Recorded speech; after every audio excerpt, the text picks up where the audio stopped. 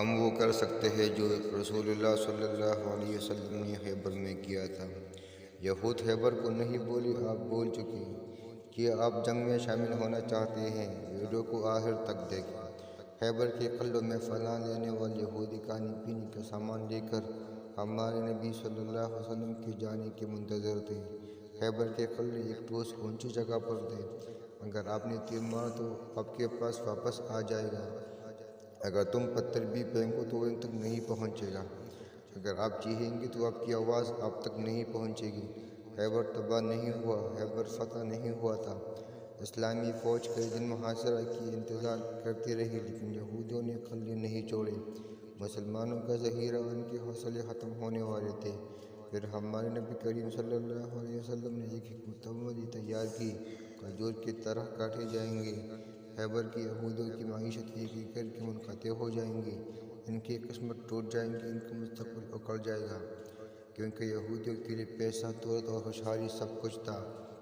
جیسے جیسے درخت کاٹے گئے، یہودی تباہ ہو گئے۔ درختوں کے کٹ جانے کے بعد یہاں رہنے کا کوئی فائدہ نہیں ہوگا۔ انہوں نے ایک معاہدہ کیا، یہودیوں کے دارالحکومت خیبر سے اتنا سامان لے کر چلے جائیں گے جتنا وہ لے جا سکتے تھے۔ جنگ خیبر میں شامل ہونا چاہتے ہو تو درخت بھی کاٹ دو۔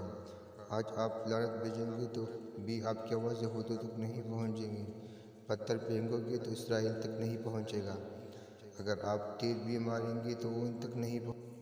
لیکن آپ بھی ہمارے نبی کی حکمت عملی پر عمل کر سکتے ہیں۔ اپنی کلہاڑی لے لو اور یہودیوں کی درخت کاٹ دو۔ وہ کیسے؟ ہر یہودی کی جائیداد جو آپ کے گھر میں داخل ہوتی ہے ایک درخت ہے۔ ہر یہودی صابن جو آپ استعمال کرتے ہیں ایک درخت ہے۔ ہر کولا جو آپ پیتی ہے ایک درخت ہے۔ ہر یہودی پانی جو آپ پیتی ہے ایک درخت ہے۔